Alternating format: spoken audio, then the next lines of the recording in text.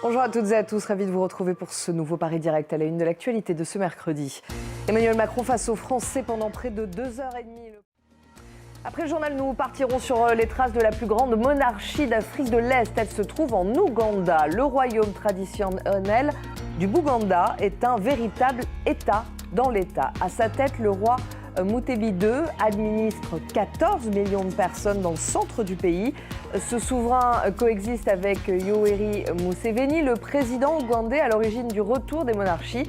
Et au cœur des terres de Mutebi II et de la capitale, Kampala, le public va pouvoir découvrir des tombes royales classées par l'UNESCO.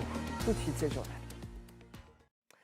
En France, pendant 2h20, Emmanuel Macron s'est exprimé. Il a répondu aux journalistes sur les grandes actions à venir pour la suite de son quinquennat. Il est revenu tout d'abord sur la nomination il y a une semaine de son nouveau Premier ministre, Gabriel Attal, et de son gouvernement. Le président français a développé une série de mesures pour réarmer l'école. Il a évoqué aussi le congé parental, le réarmement civique. Il a notamment évoqué un acte 2 de la réforme du marché du travail. Je vous propose de l'écouter. Et les conflits en Ukraine et à Gaza ont également été évoqués. Emmanuel Macron a annoncé l'organisation le 7 février d'un hommage aux victimes françaises des massacres du Hamas le 7 octobre en Israël. Il a affirmé qu'il se rendrait en février en Ukraine et il a confirmé que la France allait livrer à Kiev 40 nouveaux missiles à longue portée Scalp et, je cite, des centaines de bombes. Nicolas Chamontin.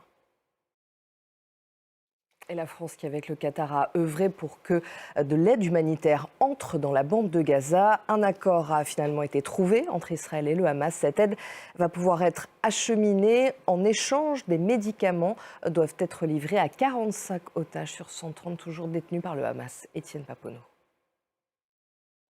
Et pour la troisième fois en moins d'une semaine, les États-Unis ont mené des frappes contre les Houthis, des frappes d'autodéfense, explique Washington. Le Pakistan convoque le représentant de l'Iran à Islamabad. Le pays accuse Téhéran d'avoir mené des frappes sur le territoire pakistanais qui ont tué 2 enfants et fait 3 blessés. Kharkiv, dans le nord-est de l'Ukraine, une nouvelle fois bombardée par la Russie. Au moins 17 personnes ont été blessées. Ce sont des immeubles résidentiels du centre-ville qui ont été visés. Volodymyr Zelensky s'est lui rendu au Forum économique mondial de Davos. Le président ukrainien fait tout pour que l'Occident n'oublie pas la guerre en Ukraine et continue à soutenir son pays. Il a estimé que son homologue russe Vladimir Poutine était, je cite, un prédateur qui ne se satisfera pas d'un conflit gelé en Ukraine. Je vous rappelle que la ligne de front est en grande partie immobile depuis de nombreux mois. Rebecca Martin.